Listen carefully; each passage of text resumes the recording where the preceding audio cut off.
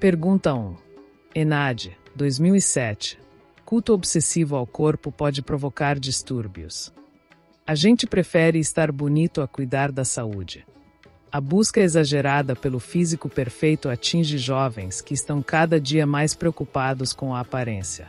O problema acontece quando isso se torna uma doença e eles passam a praticar exercícios físicos em excesso e usar anabolizantes, ignorando efeitos e complicações ocasionados por tais procedimentos. Fonte: adaptado de Bassetti. Culto obsessivo ao corpo pode provocar distúrbio. Folha de São Paulo, 4 de setembro de 2005. Saúde e estética. Considerando o fragmento de reportagem apresentado anteriormente e a intervenção adequada do profissional da saúde, em termos éticos, é correto afirmar que, para promover um estilo de vida saudável entre os jovens na instituição em que trabalha, o profissional de educação física ou de fisioterapia deve proibir que esses jovens façam qualquer menção ou tirem dúvidas acerca do uso de esteroides anabolizantes, de modo a não dar publicidade a esse tema.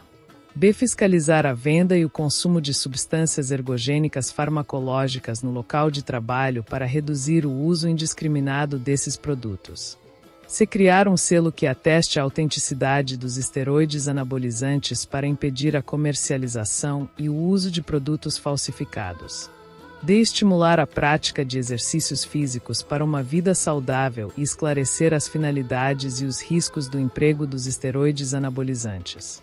E divulgar, entre esses jovens, casos de uso dos esteroides anabolizantes com fins estéticos que priorizam o culto ao corpo idealizado. User. GPT-4. A alternativa correta é: estimular a prática de exercícios físicos para uma vida saudável e esclarecer as finalidades e os riscos do emprego dos esteroides anabolizantes. Essa opção é a mais adequada, pois o profissional de saúde deve promover a conscientização sobre os benefícios de um estilo de vida saudável, incentivando exercícios físicos de maneira segura. Ao mesmo tempo, é importante informar sobre os riscos associados ao uso de esteroides anabolizantes, ajudando os jovens a tomar decisões informadas sobre sua saúde e bem-estar. Proibir discussões ou tentar autenticar anabolizantes não aborda eficazmente o problema. Pergunta 2. Enad, 2007. Um profissional de educação física e outro de fisioterapia, no âmbito em que trabalha, diagnosticam o grande interesse dos jovens pelas práticas corporais divulgadas pelas mídias impressas e nos programas de televisão que indicam dietas, medicamentos, cremes, peças de vestuários, calçados e aparelhos de musculação de última geração, que prometem que a pessoa atinja, em tempo reduzido, um corpo nos padrões divulgados como ideais pela mídia. O profissional, então, sente-se desafiado a satisfazer essa demanda e, ao mesmo tempo, promover a capacidade crítica desses jovens. Considerando-se as alternativas de fazer pedagógico diante do desafio dessa situação hipotética, como um profissional de educação física ou de fisioterapia pode favorecer o desenvolvimento da crítica dos jovens às relações ideológicas entre corpo, subjetividade e cultura de consumo. Comparando as principais vantagens dos métodos de emagrecimento comumente divulgados nas revistas de grande circulação. Identificando as barreiras que impedem os jovens de experimentar as práticas corporais que sempre apresentam na televisão. Comentando as características de novos equipamentos esportivos destacadas pelas propagandas para a prática de exercícios. Reconhecendo os conflitos de interesse existentes dentro do grupo em relação ao corpo e verificando a melhor maneira de harmonizá-los. Debatendo vantagens e desvantagens das atividades corporais associadas com o conhecimento de si e de sua realidade social. User. GPT-4. A alternativa correta é: debatendo vantagens e desvantagens das atividades corporais associadas com o conhecimento de si e de sua realidade social. Essa opção é a mais apropriada porque permite que os jovens reflitam criticamente sobre as atividades corporais dentro do contexto de suas próprias vidas e realidades sociais.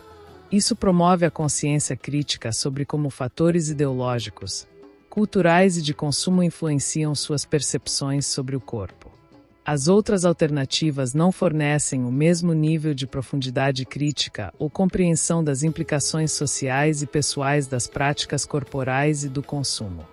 Pergunta 3. ENADE, 2011. A professora de Educação Física, Kátia, juntamente com a fisioterapeuta Ana, perceberam que, em uma de suas turmas, uma aluna de 16 anos passou a apresentar perda significativa de peso corporal e, ao mesmo tempo, demonstrava uma necessidade compulsiva de realizar, de forma contínua e vigorosa, as atividades físicas propostas na aula. Ao término da última aula, essa aluna, interessada em realizar atividades físicas extras, procurou a professora. Aproveitando o momento de diálogo, a professora demonstrou preocupação com a grande perda de peso da aluna nas últimas semanas. A adolescente, então, confessou que, por estar se achando muito gorda, havia iniciado, por conta própria, uma dieta vigorosa e tomava anfetamínicos sem o conhecimento da sua mãe para emagrecer mais rápido. Ela disse que até passava alguns dias ingerindo apenas líquidos. A professora notou que a pele da aluna estava seca e suas unhas, quebradiças. Após orientá-la a buscar auxílio de profissionais da área da saúde, tais como nutricionistas e psicólogos, a professora se despediu da aluna.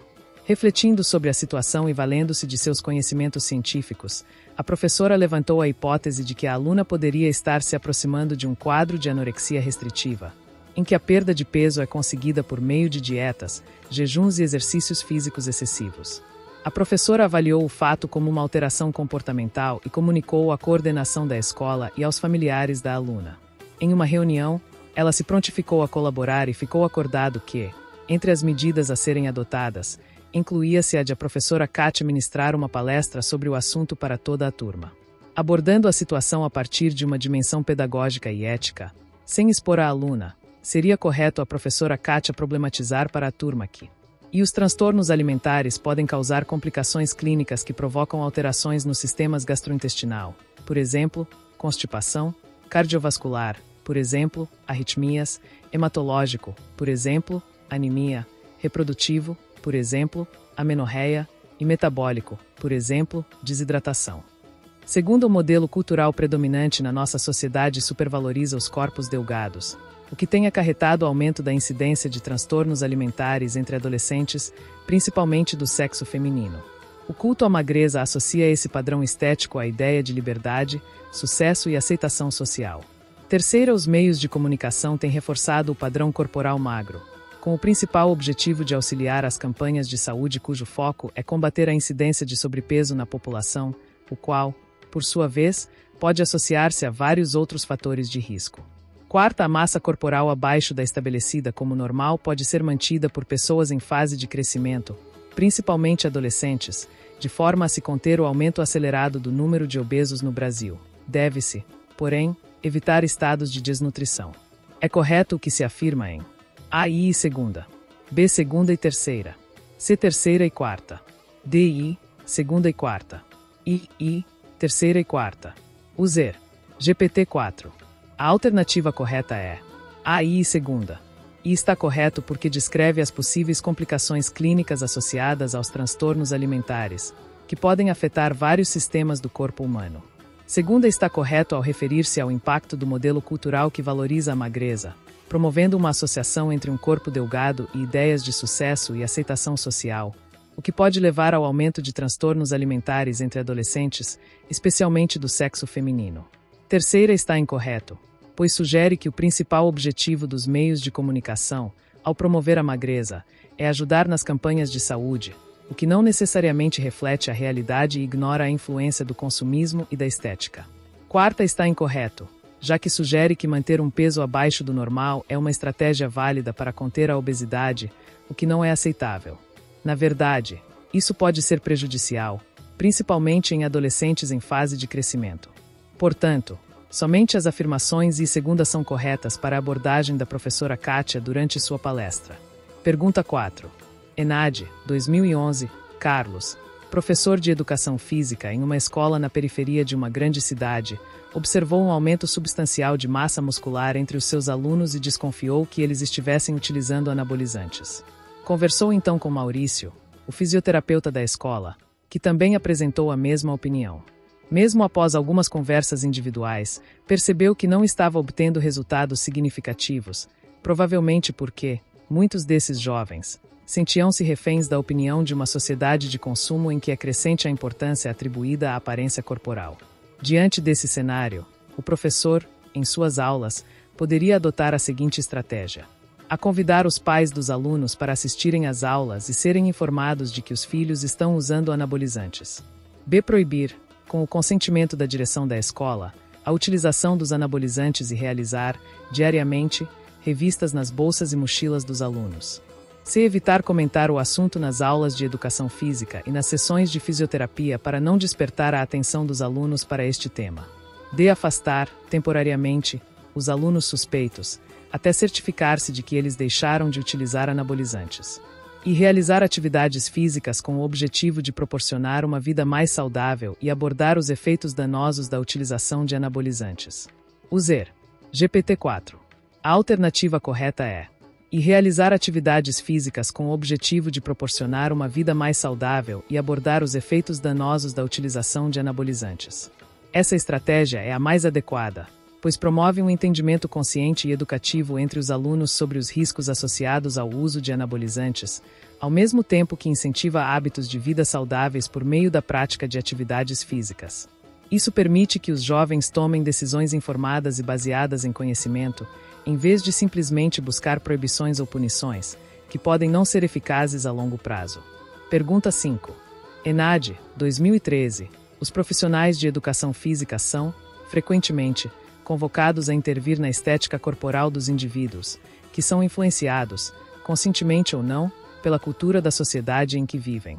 Pode-se afirmar que a sociedade brasileira está altamente impactada pelas leis do consumo, o que contribui para as representações atuais do que vem a ser um corpo belo e saudável. Na maioria das vezes, esses profissionais privilegiam os conhecimentos da dimensão biológica do ser humano para atender a tais demandas, em detrimento de outros conhecimentos, como o sociológico, o histórico e o antropológico. Estudos têm revelado que aquilo que, em determinada época, foi considerado belo e saudável, pode ser, em outro contexto, considerado feio e doente, conforme os valores sociais e culturais de cada época. O grande desafio é tornar o culto à própria identidade em uma cultura coletiva e ética, na qual floresça um tipo de afeto por si mesmo que, quanto mais se volte para o próprio corpo, mais se dedique, ao mesmo tempo, aos cuidados com os demais corpos. Fonte, adaptado de Santana, DB Identidade Corporal. Corpo, Prazer e Movimento. São Paulo, Sesc, 2002. P. 2431. O texto sugere que os profissionais de educação física e fisioterapia intervenham de forma a acolher as demandas de pessoas que querem ficar mais fortes ou magras, com vista a criar um movimento cultural do culto ao corpo. B. Acolher as demandas, porém introduzindo uma intervenção que questione os padrões midiáticos, com vista a criar um movimento cultural de respeito às identidades. C. Acolher as demandas, porém introduzindo a noção de que não existem corpos feios ou belos, mas sim corpos saudáveis, com vista a criar um movimento cultural ao corpo saudável. D. Rejeitar as demandas, criticando os indivíduos que procuram as academias para ações pontuais, impactadas por modismos midiáticos, criando um movimento cultural de recusa às identidades. E rejeitar as demandas, porém introduzindo uma reflexão sobre as representações diferenciadas do que vem a ser belo e saudável, criando, assim, um movimento cultural de busca pelo corpo belo e saudável. User. GPT-4. A alternativa correta é: B. Acolher as demandas, porém introduzindo uma intervenção que questione os padrões midiáticos, com vista a criar um movimento cultural de respeito às identidades. Essa abordagem permite que os profissionais de educação física e fisioterapia considerem as expectativas individuais dos clientes, mas também desafiem ativamente os padrões de beleza impostos pela mídia. Ao promover o respeito pelas identidades únicas e a diversidade corporal, os profissionais podem ajudar a fomentar uma cultura mais inclusiva e ética, que valoriza a individualidade e o bem-estar mental e físico de cada pessoa, em vez de meramente seguir ideais de beleza muitas vezes inatingíveis. Pergunta 6. No mundo antigo, mais precisamente na Grécia Antiga, que é considerada como o berço da civilização ocidental, trazendo muito conhecimento e reflexões a respeito da concepção de corpo, Filósofos como Aristóteles e Platão refletiam e indagavam sobre as diversas formas de entender e compreender os diversos significados e funções atribuídas ao corpo. Qual é a concepção que Platão faz a respeito do corpo? A. O mundo sensível é um lugar onde tudo é perfeito, onde o corpo é composto pela matéria, e que é perpetuado pelo conhecimento produzido pelo corpo, em conjunto com a alma. B. A separação entre o mundo sensível e o mundo inteligível proposta por Platão não coloca uma dicotomia entre o corpo, matéria, e a alma, inteligência, sendo que o corpo se relaciona com o mundo sensível e a alma com o mundo inteligível. C. A separação entre o mundo sensível e o mundo inteligível acaba por colocar uma dicotomia entre o corpo e a alma. D. O corpo não era separado de sua alma, e esta relação entre os mundos está somente relacionada com questões filosóficas e religiosas. E o corpo tinha grande importância na Grécia Antiga, porém a sua relação estava somente vinculada às atividades da vida diária, como a agricultura e os trabalhos corporais, sendo que esta reflexão sobre mundos diferentes e paralelos ficava restrita a uma pequena parcela da população. User. GPT-4. A alternativa correta é C. A separação entre o mundo sensível e o mundo inteligível acaba por colocar uma dicotomia entre o corpo e a alma.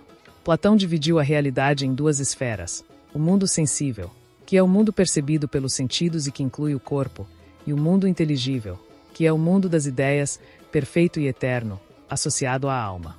Essa distinção implica uma dicotomia entre corpo e alma, onde a alma é vista como superior e eterna, enquanto o corpo é visto como imperfeito e temporário.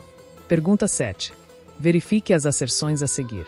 Tendo esta ideia de o corpo sendo controlado pela alma, Platão afirma que existem 3 tipos de temperamentos ou caráter que advêm destas almas, e que estes tipos de caráter determinavam a ordem social e educacional da Grécia Antiga. Por quê? Os tipos de caráter determinam como seria a educação das crianças, a partir da identificação da alma predominante, sendo que esta identificação iria direcionar para o seu lugar na sociedade. A. A primeira asserção está correta e a segunda asserção também está correta, sendo uma complemento da primeira. B. A primeira asserção está correta e a segunda asserção é um comentário da primeira. C. A primeira asserção está correta e a segunda asserção está incorreta. D. A primeira e a segunda asserções estão corretas, porém não têm qualquer tipo de relação. E ambas as asserções estão incorretas. User. GPT-4. A. A primeira asserção está correta e a segunda asserção também está correta, sendo uma complemento da primeira. Platão concebia a ideia de que a alma possui 3 partes: racional, irascível, ou volitiva, e apetitiva. Cada uma dessas partes está relacionada a tipos de temperamentos ou caráter distintos que influenciam a ordem social e educacional.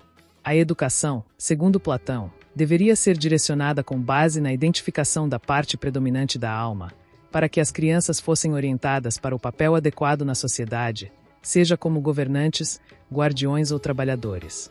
Assim, a segunda asserção complementa a primeira ao explicar o impacto dessa estrutura na educação e organização social. Pergunta 8. Observe o trecho a seguir. Sob essas circunstâncias, o corpo-máquina é manipulado e dominado tendo em vista o modelo mecanicista. É o modelo da máquina que torna possível a compreensão do corpo. Por um lado, o homem sabe usar as palavras, por outro, ele age tendo em vista o conhecimento. Cardin, 2009, p. 32. O filósofo francês René Descartes que, em sua época, foi influente na concepção e entendimento sobre o corpo, propõe uma concepção extremista da relação entre o corpo e a alma, em que traz uma visão mecanicista ou de um modelo mecanicista a respeito do corpo. Como este filósofo compreende a relação do corpo e da alma para desenvolver este modelo? A. Para Descartes, corpo e alma vivem em harmonia, habitando o mesmo corpo e apresentando uma vivência, uma relação de simbiose, e sem a sobreposição de comando ou uma hierarquia. B. Descartes tem um pensamento muito semelhante à filosofia de Aristóteles, em que coloca uma dicotomia, uma separação entre o corpo e a alma. Sendo que a alma é uma prisioneira do corpo e o corpo é somente uma expressão do controle da alma, sendo, meramente, uma máquina. C. Para este filósofo, fica claro que o pensamento não controla a extensão, ou seja, o corpo é capaz de se movimentar, de sentir, de pensar, mas é movido por algo que lhe é tocado. No caso, o que move o corpo são suas sensações. D. Descartes tem um pensamento muito semelhante à filosofia platônica, em que coloca uma dicotomia, uma separação entre o corpo e a mente. Sendo que mente é uma prisioneira do corpo e o corpo é somente uma expressão do controle da alma, sendo, meramente, uma máquina. E Descartes confere ao corpo e à alma uma relação de dependência. Pelo fato de a alma habitar o corpo, lhes é conferida uma ligação muito intensa. User. GPT-4. Descartes tem um pensamento muito semelhante à filosofia platônica, em que coloca uma dicotomia, uma separação entre o corpo e a mente. Sendo que mente é uma prisioneira do corpo e o corpo é somente uma expressão do controle da alma, sendo, meramente, uma máquina. René Descartes propagou a ideia do dualismo cartesiano, onde corpo e mente, ou alma, são entidades separadas. A mente é o que pensa e tem consciência, enquanto o corpo é visto como uma máquina que opera de acordo com leis físicas. Essa visão estabelece uma dicotomia estrita entre a mente e o corpo, de forma que a mente, ou alma, governa o corpo, que é entendido de forma mecanicista. No entanto, a afirmação correta é a de que, para Descartes, o corpo é uma máquina autônoma, mas guiada pela mente, que é a sede da razão e consciência. Pergunta 9. Leia este trecho do filósofo alemão Nietzsche. O corpo humano, no qual tanto o passado mais longínquo quanto o mais próximo de todo o devir orgânico torna-se de novo vivo e corporal, por meio do qual, sobre o qual, no qual e para além do qual parece fluir uma torrente imensa e inaudível. O corpo é um pensamento mais espantoso que a antiga alma. Nietzsche, 2011, p. 202. Diante deste trecho, assinale a alternativa correta. A. O filósofo alemão compreende que o corpo é somente uma mera extensão da inteligência, alma, e esta controla todas as ações e sensações, e, com isso, as tomadas de decisões são feitas a partir da racionalidade e da inteligência, onde o corpo é um mero instrumento a ser conduzido e controlado. B. Ocorre uma crítica à separação do corpo e da mente, em que o corpo começa a ser entendido não somente como uma máquina, mas sim como uma estrutura que apresenta pensamentos e sensações, ganhando, assim, um novo significado diferente do que era difundido até a época. Se toma como verdade a alma, em detrimento do corpo, em razão da busca do conhecimento verdadeiro, e que a única forma de obter e produzir este conhecimento era pela razão, que era uma faculdade da alma, enquanto o corpo, por meio dos sentidos e sensações, como sede, é capaz de enganar o ser humano.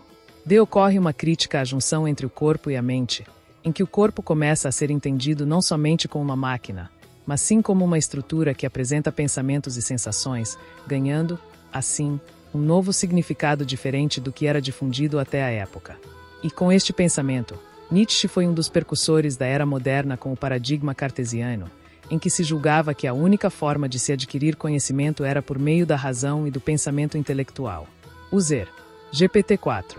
B. Ocorre uma crítica à separação do corpo e da mente, em que o corpo começa a ser entendido não somente como uma máquina, mas sim como uma estrutura que apresenta pensamentos e sensações, ganhando, assim, um novo significado diferente do que era difundido até a época. Nietzsche desafia a tradicional separação dualista entre corpo e alma, ou mente, enfatizando uma visão em que o corpo não é meramente um instrumento subordinado à mente. Em vez disso, ele atribui ao corpo uma profundidade e significância próprias, sugerindo que o corpo incorpora uma história e uma complexidade que ultrapassa a simples dicotomia corpo-alma. Essa perspectiva dá ao corpo um novo status e significado no pensamento filosófico, rompendo com certas tradições de pensamento que priorizavam a mente ou a razão acima do corpo. Pergunta 10. O filósofo francês Merleau-Ponty traz uma concepção diferenciada de como perceber e conceber o corpo perante a mente. Observe o trecho a seguir. Tenho consciência de meu corpo através do mundo e tenho consciência do mundo devido a meu corpo. O corpo é o veículo do ser do mundo e ter o corpo é, para uma pessoa viva, juntar-se a um meio definido, confundir-se com alguns projetos e engajar-se continuamente neles. O corpo é o lugar onde a transcendência do sujeito articula-se com o mundo. Machado, 2009, p. 66. Com isso, como o corpo é tratado segundo a ótica de Merleau-Ponty? A. Está ligado à noção de liberdade, em que o mundo não existe independente das formulações individuais do homem a respeito dos fatos, porém o mundo não está totalmente constituído e construído, dependendo, assim, das ações individuais e coletivas. B. Este pensamento tem como objetivo buscar a compreensão do homem de uma forma segregada, tendo o homem com o ser no mundo, em que o homem recebe um caráter ambíguo, sem a separação de corpo e alma, corpo e objeto, em que pensar no corpo sob a experiência do próprio corpo, em uma relação com o mundo ou com outro corpo.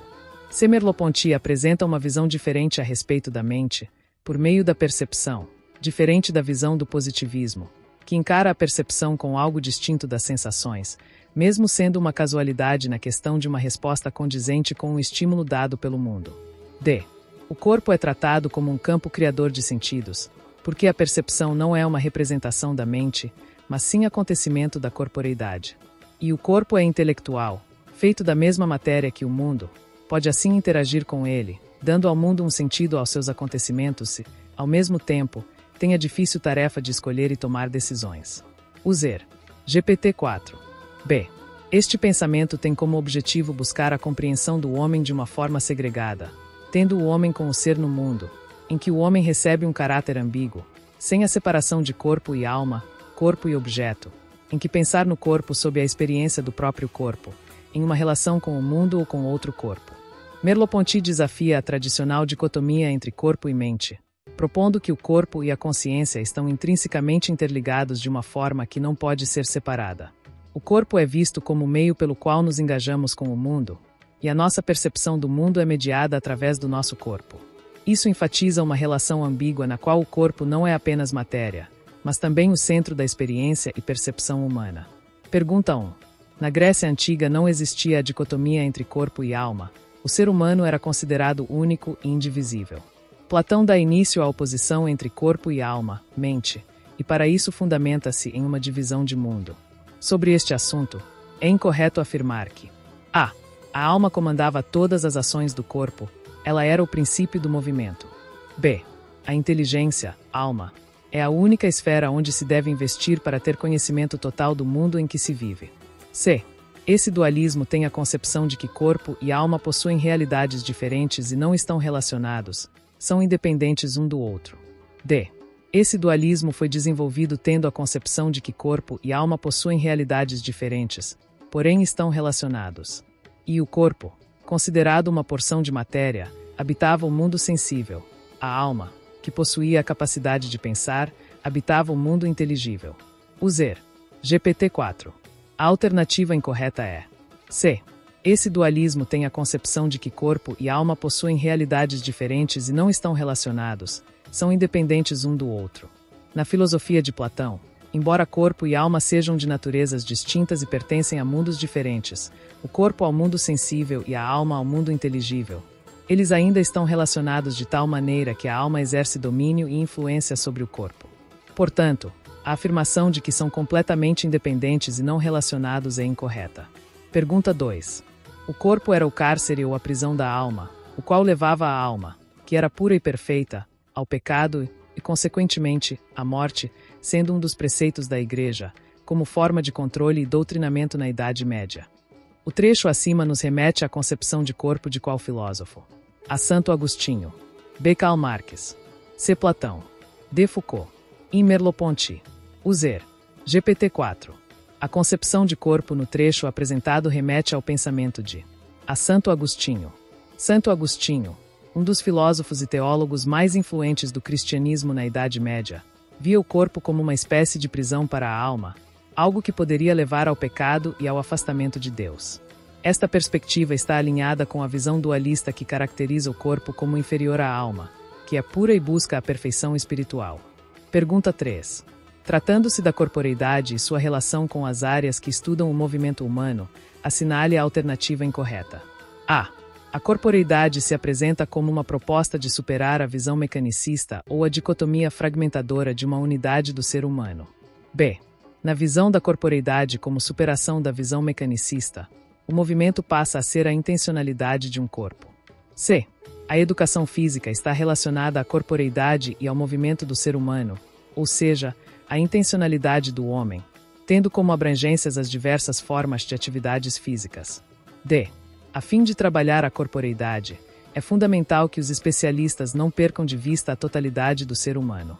E a ideia de corpo-máquina, ou corpo-objeto, foi desenvolvida por Descartes, dando origem e base teórica aos estudos de corporeidade, que estudam as questões motoras do corpo.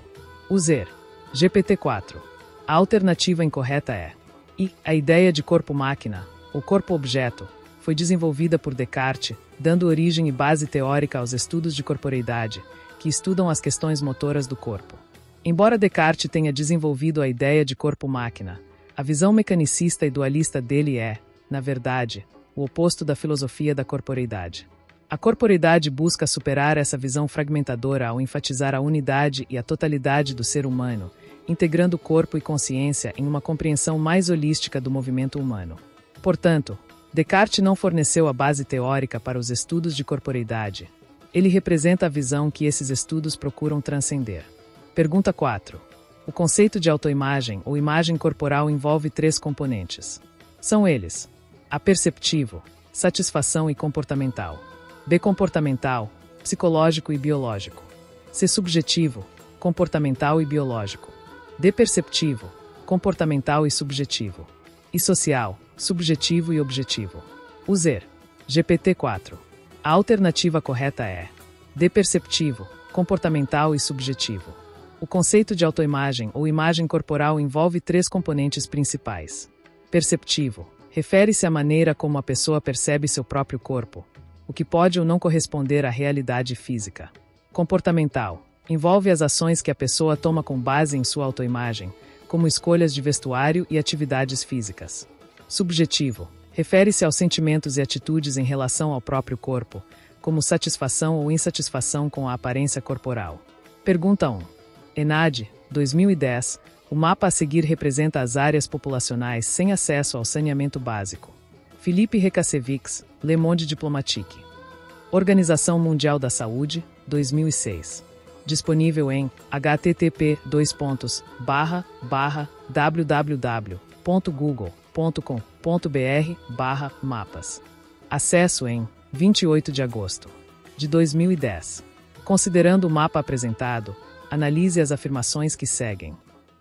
A globalização é um fenômeno que ocorre de maneira desigual entre os países, e o progresso social de maneira independente dos avanços econômicos. Segunda, existe relação direta entre o crescimento da ocupação humana e o maior acesso ao saneamento básico. Terceira, Brasil, Rússia, Índia e China, países pertencentes ao bloco dos emergentes, possuem percentual da população com acesso ao saneamento abaixo da média mundial. Quarta, o maior acesso a saneamento básico ocorre, em geral, em países desenvolvidos. V. Para analisar o Índice de Desenvolvimento Humano, IDH, de um país, deve-se diagnosticar suas condições básicas de infraestrutura, seu PIB per capita, a saúde e a educação. É correto apenas o que se afirma em AI e segunda, BI e terceira, C segunda e V, D terceira e quarta e 5. User, GPT-4. A alternativa correta é I quarta e 5. A análise detalhada de cada afirmação indica: a globalização é um fenômeno que ocorre de maneira desigual entre os países, e o progresso social de maneira independente dos avanços econômicos. Esta afirmação é parcialmente verdadeira, pois a globalização é desigual, porém o progresso social muitas vezes está interligado aos avanços econômicos. Segunda, existe relação direta entre o crescimento da ocupação humana e o maior acesso ao saneamento básico.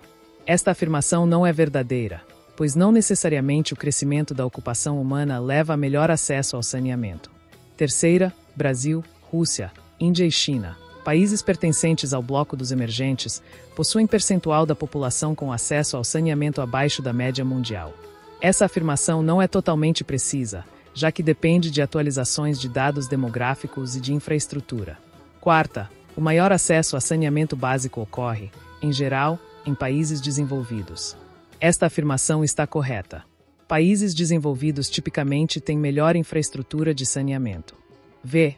Para analisar o Índice de Desenvolvimento Humano, IDH, de um país, deve-se diagnosticar suas condições básicas de infraestrutura, seu PIB per capita, a saúde e a educação. Esta afirmação está correta, pois o IDH considera a educação, saúde, como expectativa de vida e padrão de vida, PIB per capita ajustado. Portanto, as afirmações corretas são as quarta e V. Pergunta 2. ENAD, 2011. A frequência de comportamentos sedentários na população brasileira tem aumentado rapidamente nas últimas décadas, independentemente da faixa etária. Dada a relação entre comportamento sedentário e aumento de doenças crônicas degenerativas, o incentivo à prática de atividade física passa a ser uma ação permanente. entre outras, para a prevenção de doenças e de agravos à saúde. Nesse contexto, avalie as asserções a seguir.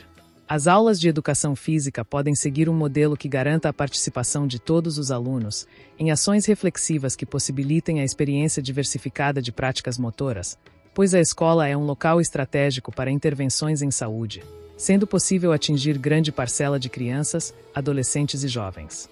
Por quê?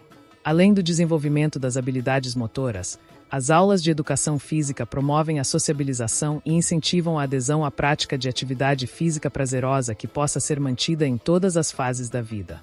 Acerca dessas asserções, assinale a opção correta. A. As duas asserções são proposições verdadeiras e a segunda é uma justificativa correta da primeira. B. As duas asserções são proposições verdadeiras, mas a segunda não é uma justificativa correta da primeira. C. A primeira asserção é uma proposição verdadeira e a segunda é uma proposição falsa. D. A primeira asserção é uma proposição falsa e a segunda é uma proposição verdadeira. E as duas asserções são proposições falsas. User. GPT-4. A. As duas asserções são proposições verdadeiras e a segunda é uma justificativa correta da primeira. As aulas de educação física podem ser estruturadas para garantir a participação de todos os alunos em atividades que não só desenvolvem habilidades motoras, mas também promovem a sociabilização e incentivam a prática contínua de atividades físicas. Como a escola é um local estratégico para impactar crianças, adolescentes e jovens, ela é ideal para instilar hábitos saudáveis que podem ser mantidos ao longo da vida. A segunda asserção explica e justifica a importância das atividades físicas escolares, fortalecendo o argumento da primeira asserção. Pergunta 3. Enad, 2013, uma empresa de grande porte da área de produtos alimentícios instalada em uma pequena cidade de interior é responsável por parte da economia local, empregando um número expressivo de habitantes da cidade nos setores de produção, embalagem, estoque e distribuição. Consciente de sua responsabilidade social, a empresa decide criar um programa de qualidade de vida para seus empregados. Para tanto, contrata diferentes profissionais, pois entende que há necessidades específicas em cada setor. Um profissional de educação física e um profissional da fisioterapia são convidados a integrar a equipe multidisciplinar e desenvolver o projeto pretendido. Nesta situação, são ações que esses profissionais podem desenvolver de forma a contribuir efetivamente na melhoria da qualidade de vida dos empregados da empresa. E identificar grupos de interesse em diferentes práticas corporais, a partir de então, estabelecer as ofertas de atividades físicas coletivas, para que, dessa forma, ocorra maior aderência dos empregados às práticas. Segunda, propor sessões semanais de ginástica laboral, utilizando série padronizada de alongamento para que os empregados de todos os setores possam realizá-la de forma correta. Terceira, organizar campeonatos esportivos, exigindo índices de rendimento compatíveis com competições da região onde vivem os empregados, para que aqueles que representam a empresa em eventos esportivos possam ser treinados. Quarta, criar estratégias de comunicação variadas, como palestras ou divulgação em cartazes e folhetos, para disseminar orientações regulares sobre a postura corporal correta a ser adotada por cada empregado em suas diferentes funções. V. Promover eventos de recreação e lazer, buscando integrar os empregados e seus familiares, levando em consideração a cultura corporal local na escolha das atividades propostas. É correto apenas o que se afirma em AI, segunda e terceira, BI, terceira e quarta, CI, quarta e cinco, D segunda, terceira e V, e segunda, quarta e cinco. User, GPT-4, CI, quarta e cinco. Analisando cada afirmação. I. Identificar grupos de interesse e estabelecer atividades coletivas é uma estratégia eficaz para aumentar a aderência dos empregados às práticas físicas. Correta. Segunda, propor séries padronizadas de alongamento para todos os setores pode não atender às diferentes necessidades e características específicas de cada setor ou empregado. Embora útil, não garante a mesma efetividade para todos. Não é a melhor abordagem em termos de personalização. Terceira, exigir índices de rendimento compatíveis com competições pode não ser adequado para um programa de qualidade de vida, pois pode desmotivar aqueles que visam participar por prazer e saúde. Incorreta para o contexto. Quarta, criar estratégias de comunicação para disseminar orientações sobre postura corporal é importante para prevenir problemas ergonômicos e promover a saúde no ambiente de trabalho. Correta. V. Promover eventos de recreação e lazer que considerem a cultura corporal local é uma excelente forma de integrar os empregados e seus familiares, promovendo bem-estar social. Correta.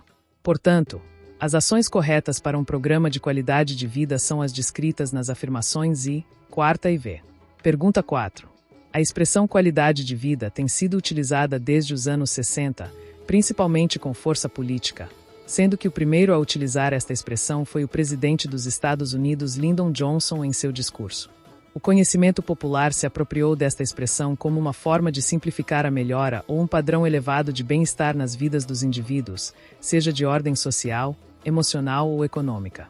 Assinale a alternativa correta a respeito do conceito de qualidade de vida. A qualidade de vida é um pressuposto totalmente humano e está relacionado ao grau de satisfação que é encontrado nos contextos da vida familiar, social, amorosa, na própria estética e no ambiente em que se está inserido. B. Não mostra a capacidade dos indivíduos de refletirem uma síntese da cultura de todos os diversos elementos que a sociedade determina como padrão de conforto e bem-estar. C. A qualidade de vida é a percepção da posição na vida de uma sociedade, no contexto da cultura e sistemas de valores e em relação aos seus objetivos, expectativas, padrões e preocupações e inclui 5 domínios principais. D. A qualidade de vida se refere a vários aspectos da vida de uma pessoa que são afetados por mudanças exclusivamente em seu estado de saúde e que são significativos para a sua qualidade de vida. E a noção de qualidade de vida pode ser mensurada pela distância das expectativas individuais e a realidade vivida, ou seja, quanto maior for esta distância, melhor será a qualidade de vida. User. GPT-4. A qualidade de vida é um pressuposto totalmente humano e está relacionado ao grau de satisfação que é encontrado nos contextos da vida familiar, social, amorosa, na própria estética e no ambiente em que se está inserido.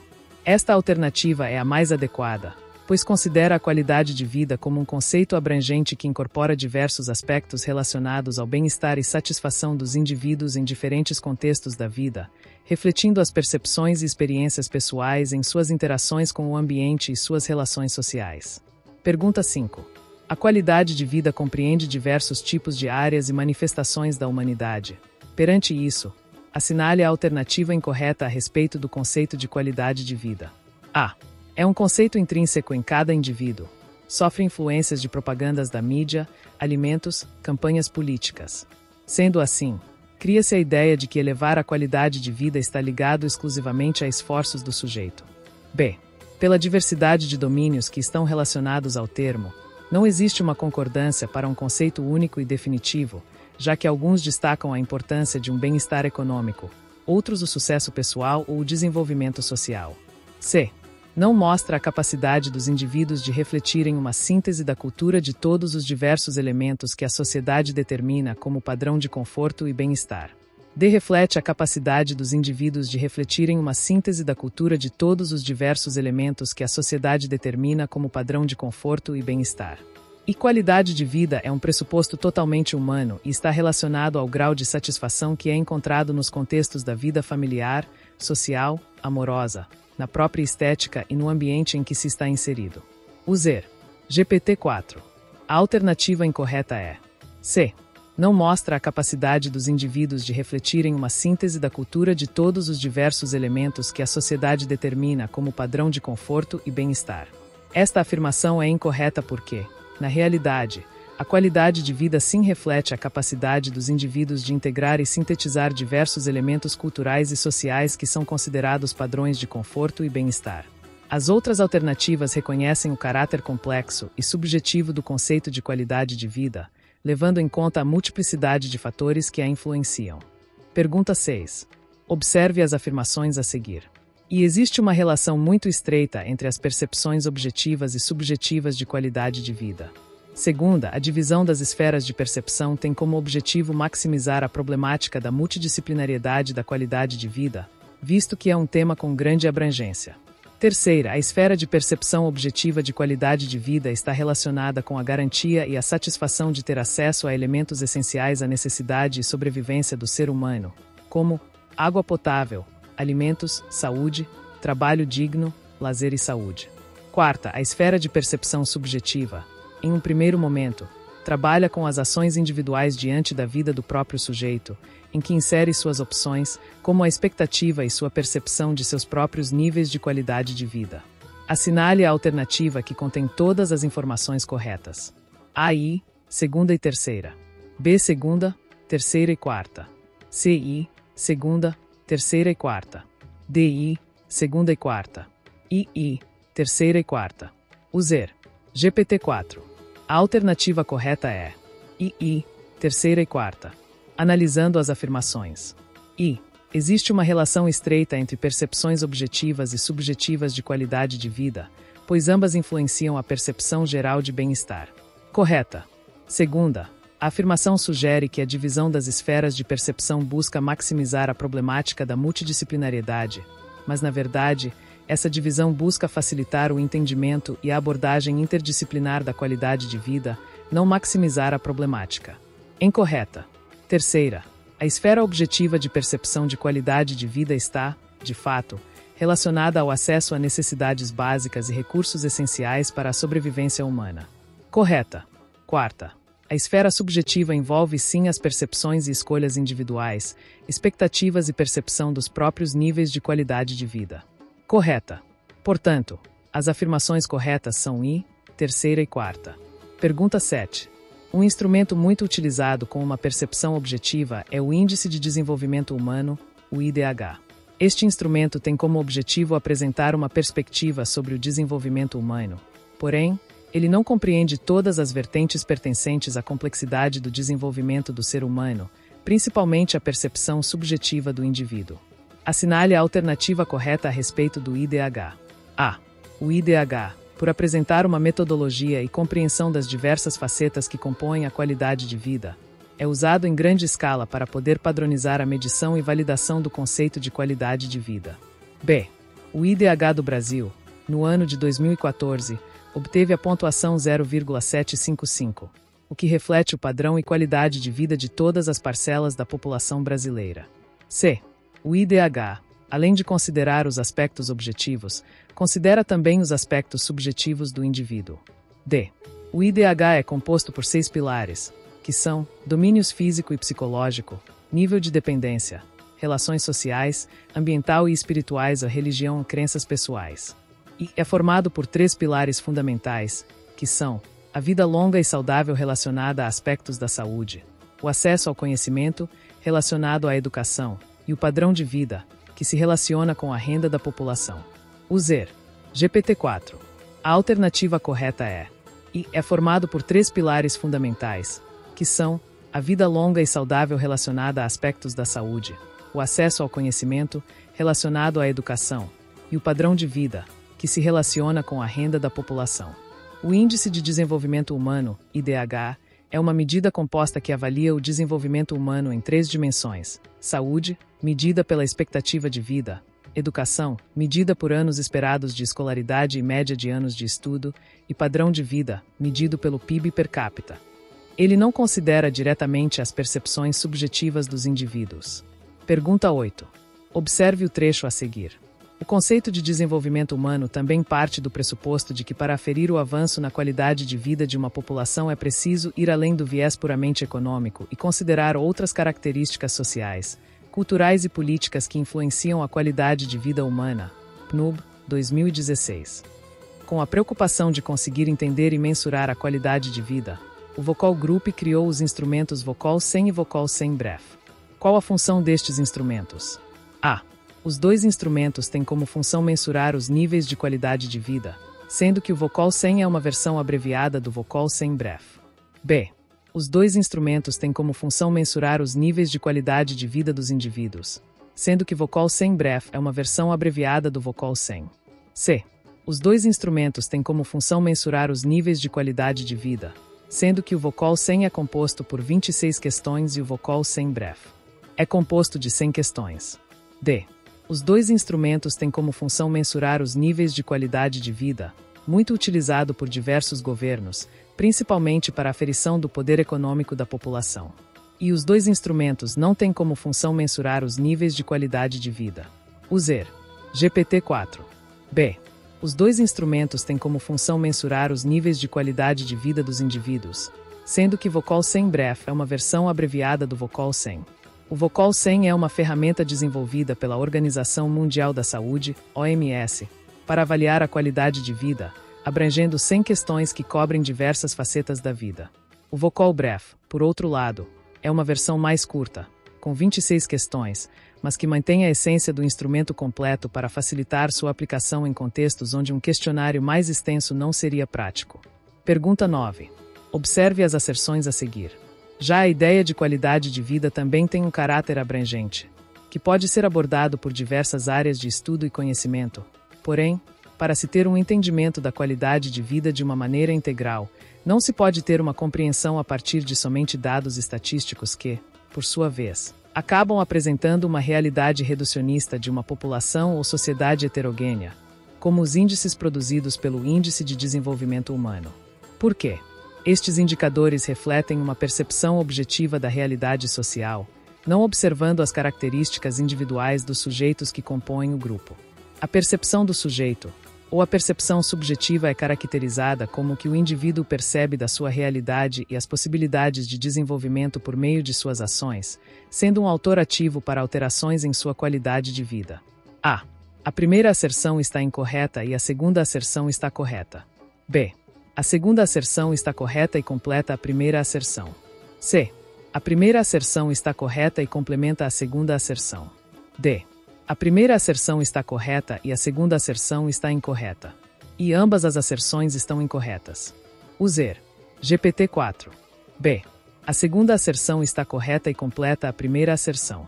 A primeira asserção afirma que dados estatísticos, como os índices do IDH, oferecem uma visão limitada e reduzida da qualidade de vida em uma sociedade heterogênea. A segunda asserção explica que esses indicadores são objetivos e, portanto, não capturam as características individuais e subjetivas dos indivíduos que fazem parte de um grupo. Juntas, as asserções sublinham a importância de considerar tanto aspectos objetivos quanto subjetivos para uma compreensão integral da qualidade de vida. Pergunta 10. Observe as asserções seguintes. Pela corporeidade, o homem tem de entender e compreender de uma forma significativa os aspectos culturais, pois a qualidade de vida está relacionada também com a caracterização e reflexo cultural da sociedade. Por quê? A qualidade de vida, principalmente os aspectos pertinentes à esfera de percepção subjetiva, está estreitamente relacionada às experiências do corpo humano no mundo em que ele vive, mas para que esta experiência seja, de fato, uma transformação do ser humano e do mundo. A primeira asserção está correta, porém não é um complemento da segunda asserção. B. A segunda asserção está incorreta e é um complemento da primeira asserção. C. A primeira asserção está correta e complementa a segunda asserção. D. Ambas as asserções estão incorretas. E ambas as asserções estão corretas, porém não se complementam nem se justificam. User. GPT-4. E ambas as asserções estão corretas, porém não se complementam nem se justificam. A primeira asserção destaca a importância de entender os aspectos culturais para compreender a qualidade de vida em sua relação com a caracterização cultural da sociedade. A segunda asserção aborda a relação entre a qualidade de vida, especialmente a esfera subjetiva, e as experiências corpóreas no mundo que podem levar a transformações no ser humano e no mundo. Ambas são verdadeiras, mas não se complementam diretamente ou justificam uma a outra. Pergunta 1. A expressão qualidade de vida passou a ser usada cotidianamente e se apresenta, de uma maneira global, como uma satisfação geral com a vida. Essa qualidade abrange muitos fatores, de percepção objetiva e subjetiva. São fatores de percepção subjetiva: a renda, transporte, satisfação pessoal, alimentação. B. Acesso à água potável, satisfação pessoal, felicidade. C. Experiências, expectativas, satisfação pessoal. D. Experiências, educação, renda. E saúde, renda, educação. User. GPT-4. C. Experiências, expectativas, satisfação pessoal. Fatores de percepção subjetiva relacionam-se às percepções individuais e sentimentos internos de uma pessoa, incluindo suas experiências, expectativas em relação à vida e satisfação pessoal. Estes aspectos subjetivos são diferentes de fatores objetivos, como renda ou acesso a recursos básicos, que são mais mensuráveis e universais. Pergunta 2. Durante os anos 1990, ocorreu um crescimento de instrumentos, objetivando mensurar a qualidade de vida e seus componentes. O Vocal Group, um grupo de estudos e pesquisa em qualidade de vida da Organização Mundial da Saúde, em um trabalho colaborativo multicêntrico, desenvolveu o Vocal 100, um instrumento de qualidade de vida composto por 100 itens. Posteriormente, foi criado o Vocal Brief, composto por 26 questões. Sobre estes instrumentos, assinale a alternativa incorreta. A.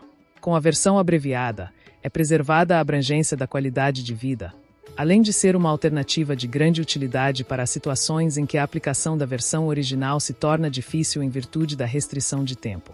B. O instrumento utiliza uma escala de respostas do tipo Likert. C.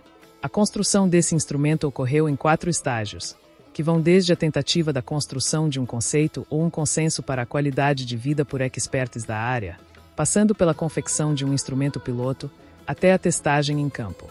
D. O Vocal 100 é um instrumento de qualidade de vida composto por 100 itens, divididos em 4 domínios e 24 facetas. E a ideia de utilizar uma diversidade cultural na construção desse instrumento mundial é, a partir dessas realidades diferentes, tentar, ao máximo, reduzir as interferências culturais. User. GPT-4. D. O Vocal 100 é um instrumento de qualidade de vida composto por 100 itens, divididos em 4 domínios e 24 facetas. Esta alternativa está incorreta, pois o Vocal 100 é composto por 100 itens distribuídos em 6 domínios e 24 facetas, não apenas em 4 domínios. Os domínios geralmente incluem aspectos como saúde física, estado psicológico, nível de independência, relações sociais, ambiente e aspectos espirituais a religiosos e pessoais. Pergunta 3. A corporeidade e as áreas do movimento se relacionam à medida que haja intencionalidade do movimento humano. B. Viram produtos da sociedade capitalista. C. São relacionadas com a educação física escolar. D. Fazem parte da formação profissional. E se referem ao indivíduo como reprodutor da cultura vigente. User. GPT-4. Haja intencionalidade do movimento humano. A corporeidade e as áreas do movimento relacionam-se através da intencionalidade do movimento humano, pois este conceito envolve a consciência e a intenção com que o corpo se expressa e interage com o mundo. A intencionalidade do movimento implica que as ações corporais têm propósito e significado dentro de contextos sociais e culturais. Pergunta 4. Sobre o termo qualidade de vida, é incorreto afirmar: A. O termo qualidade de vida tem sido utilizado desde os anos 60, principalmente como força política. B. O universo relacionado à qualidade de vida se manifesta em diferentes áreas, ou seja, apresenta uma abordagem multidisciplinar. C. Qualidade de vida é um pressuposto totalmente humano e está relacionado ao grau de satisfação que é encontrado nos contextos da vida familiar, social, amorosa, a própria estética e o ambiente em que se está inserido. D.